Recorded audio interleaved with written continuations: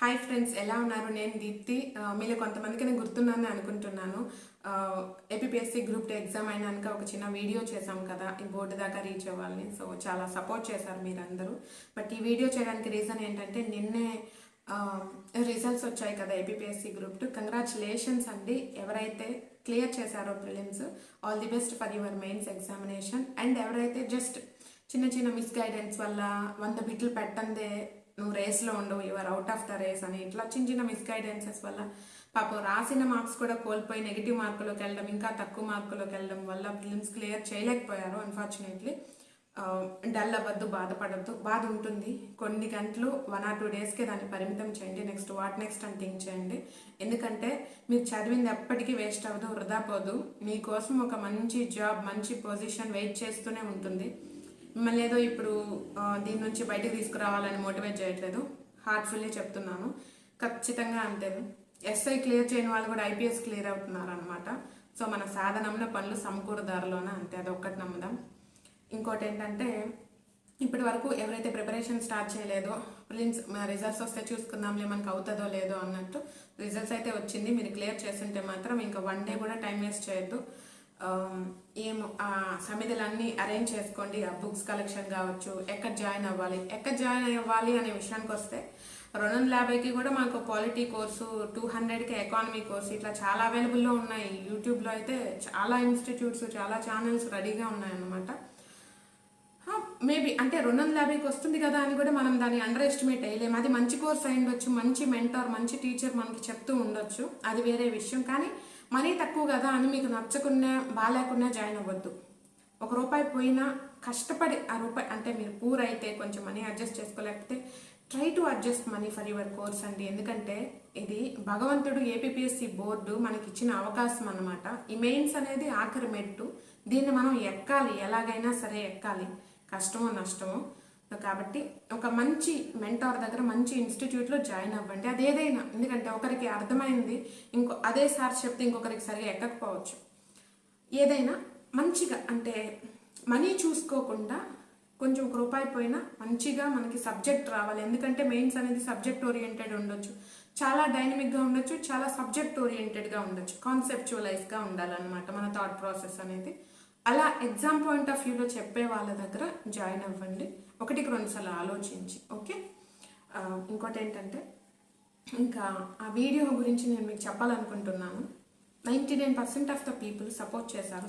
Sister అంటూ చాలా మంచిగా కామెంట్ చేసి, నిజమే మీతోటి మేము ఉంటాము, మేము సపోర్ట్ చేస్తాము అంటూ అలా మాట్లాడారనమాట. చాలా హ్యాపీగా అనిపించింది, చాలా బూస్ట్ ఇచ్చింది. అదైతేను ఒక అమ్మాయి ఒక స్టెప్ ముందుకేసి బయటకు వచ్చి చెప్తుంటే, అంటే డిస్కరేజ్మెంట్ బాగుంటుంది అనుకున్నాను, ముందే డిసైడ్ అయ్యాను డిస్కరేజ్మెంట్ ఉంటుంది డెఫినెట్లీ అని. బట్ నా టార్గెట్ అంతా ఏమో ఎలా అయినా ఇది బోర్డుకి రీచ్ అవ్వాలా, ఒక చిన్న హోప్ అన్నమాట. మనం చేయగలను, మనం చేయాలి ఎప్పుడైనా.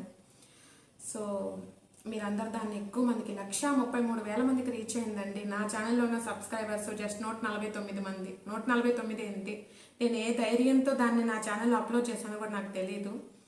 And Chandramouli sir, machine possible Chandramouli sir కూడా వాళ్ళ వాట్సాప్ గ్రూప్లో దాన్ని షేర్ చేయడం, కొంచెం రీచ్ అవ్వాలని చాలా సపోర్ట్ చేశారు. థ్యాంక్ యూ సార్, మీకు కూడా.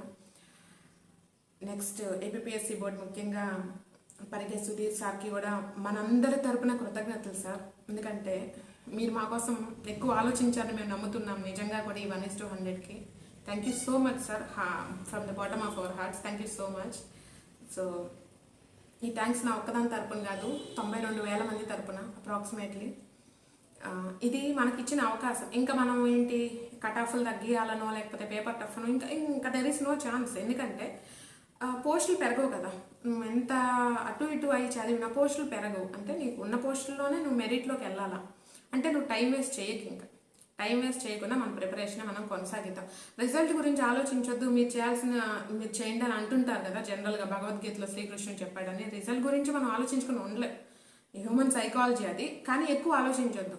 ఓకే. ఎగ్జామ్కి 10-15 రోజుల ముందైతే అసలు ఆలోచించొద్దు. నువ్వు చేయాల్సింది, నువ్వు 100% నీ ఎఫర్ట్ కావాలంటే 110, మీలో ఉన్న 2.2 కాదు 10.1 బయటకు తీసుకురండి. మెయిన్స్ కోసం ప్రిపేర్ అవ్వండి. దీనికి ఈ మెయిన్స్కి ఒక 7-8 సంవత్సరాల నుంచి సివిల్స్కి ప్రిపేర్ అయ్యే వాళ్ళు కూడా రాస్తూ ఉండొచ్చు. ఓకే. గ్రూప్ 1 ఇంటర్వ్యూ దాకా వెళ్ళి మిస్ అయిన వాళ్ళు కూడా రాస్తూ ఉండొచ్చు. అంటే జస్ట్ అనుకోకుండా ప్రిలిమ్స్ క్లియర్ అయిపోయిన వాళ్ళు కూడా రాస్తుండొచ్చు. అందరితో, అన్ని టైప్ ఆఫ్ పీపుల్తో, అన్ని టైప్ ఆఫ్ ఆస్పిరెంట్స్తో మీరు పోటీ పడుతున్నారు అంటే మీ preparation down to high level ఉండాలన్నమాట. ఓకే, సో కాంపిటీషన్ పక్కన పెట్టండి. నీ ఎగ్జామ్ నువ్వు రాస్తున్నావు అంతే. ఎంతమంది రాస్తున్నారు, మనకు అవుతుందా లేదా, 100 మంది అన్నమాట ఒక పోస్టుకి. ఈ రేషియో ప్రకారం ఒక పోస్టుకి 100 మందిని సెలెక్ట్ చేసి, ఆ 100లో నువ్వు ఒక్కడు బయటకు రావాలి. బయటకు రాగలవు కదా. అంటే ఏం, ఒక క్లాస్ రూమ్లో ఒక టాపర్ అవుతాడు అంతే. 100 మందిలో నువ్వు రావాలి. నువ్వు అవుతావు, ఎందుకు అవ్వకుండానే ఇన్ని దాటి వచ్చేసి ఉంటావా? కాదు కదా. సో నిజాయితీగా, హానెస్ట్గా ప్రిపేర్ అవుదాం. మనల్ని మనం మోసం చేసుకోవాలి. బుక్ ముందు కూర్చొని గంటలు చదవకుండా, ఫోకస్ లేకుండా వద్దు. మీకు 4 గంటలు ఫోకస్ చేయగలిగితే 4 గంటలు చదవండి. రెస్ట్ ఇవ్వండి, మీ బ్రెయిన్కి బాడీకి రెస్ట్ ఇవ్వండి, కొంచెం రిలాక్స్ అవ్వండి. ఓకే, ఆల్ ది బెస్ట్ అండి అందరికీ ఎవరైతే క్లియర్ చేశారో. To the upcoming officers congratulations once again.